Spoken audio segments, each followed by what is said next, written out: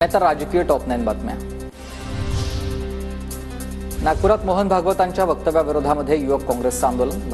भारताला स्वातंत्र्य हे राम मंदिर बनल्यानंतरच मिळाल्याचं इंदूरमध्ये त्यांनी वक्तव्य केलेलं होतं। या वक्तव्याविरोधामध्ये युवक काँग्रेस कार्यकर्ते आक्रमक झालेत।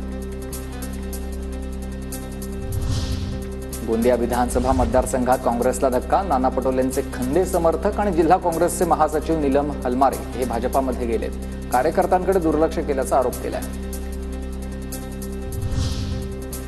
अजितदादांना मीच बीडचं पालकमंत्रीपद घेण्याची विनंती केली। बीडची सध्याची परिस्थिती पाहता मी निर्णय घेतला। बीडमध्ये सामाजिक सलोखा टिकून राहणं माझ्यासाठी महत्त्वाचं आहे, मुंडेंचं विधान। मी स्वतःच आदरणीय दादांना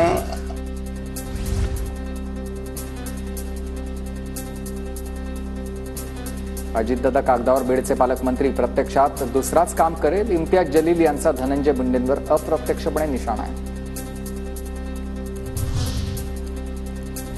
छत्रपती संभाजीनगरमध्ये जनआक्रोश मोर्चा। संतोष देशमुख कुटुंबियांसह सोमनाथ सूर्यवंशींचे कुटुंबीयही सहभागी झाले। आरोपींना फाशीची शिक्षा देण्याची मागणी करत विभागीय आयुक्तांना निवेदन। संतोष देशमुखांची हत्या करायला पाठवणारा खरा गुन्हेगार पुढच्या काळामध्ये वाईट वेळ येऊ द्यायची नसेल तर धनंजय मुंडेंच्या टोळ्या संपवा। आता एकदा मराठा बिथरला तर तुझी टोळी चटणीला देखील उरणार नाही। जनआक्रोश मोर्चातून जरांगेंचा हा इशारा आहे। अशी वेळ कोणावर येऊ नये आणि पुढच्या काळात येऊ द्यायची नसेल तर या धनंजय मुंडेच्या टोळ्या आपल्याला संपवाव्या लागणार आहेत, त्याशिवाय चालणार। सोमनाथ सूर्यवंशींच्या अटकेची माहिती आम्हाला दिली गेली नाही। मृत्यूनंतर आम्हाला कळवण्यात आलं। सोमनाथ सूर्यवंशींचे भाऊ प्रेमनाथ सूर्यवंशी यांचा आरोप आहे।